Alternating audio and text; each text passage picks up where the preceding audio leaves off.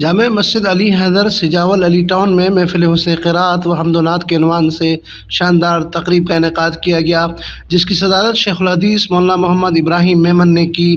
جس میں مصر کے قرآن کرام الشیخ احمد حامل کامل الشربینی اور الشیخ مومن محمد ضیف اللہ اور معروف عالم دین مولانا ڈاکٹر منظور احمد مینگل سمیت وادی مہران کے معروف نعت خواں الحاج امداد اللہ پھلپوٹو وقار عمر ڈنگراج نے خصوصی شرکت کی۔ مصر کے قرآن کرام نے اپنی خوبصورت آواز اور انداز میں تلاوت قرآن پاک کر کے سامعین کو محظوظ کیا۔ تقریب سے خطاب کرتے ہوئے مولانا منظور احمد مینگل نے کہا کہ دین اسلام ہمیں شرک و بدعت سے بچنے اور سنت نبی صلی اللہ علیہ وسلم پر عمل پیرا ہونے اور نیک اعمال کرنے کی ترغیب دیتا ہے، لیکن اس کے برعکس ہم گناہوں میں پڑ گئے ہیں اور اسلام کی بنیادی تعلیمات کو فراموش کر چکے ہیں۔ انہوں نے کہا کہ مخدوم محمد ہاشم ٹھٹوی رحمۃ اللہ علیہ جو سندھ کے تاریخی شہر ٹھٹہ کے بکری قبرستان میں مدفون ہیں، ہندوستان کے محدث شاہ ولی اللہ رحم اللہ سے بہت بڑے عالم تھے۔ مخدوم ہاشم ٹھٹوی رحم اللہ کی لکھی ہوئی کتابیں مصر اور عرب ممالک کی یونیورسٹیوں میں پڑھائی جاتی ہیں، لیکن افسوس کہ سندھ میں علماء کرام کی قدر نہیں کی جاتی۔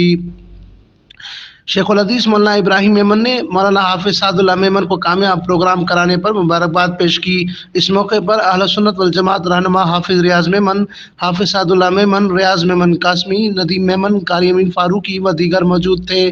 امین فاروقی، فارسٹو نیوز، ٹھٹہ، سندھ۔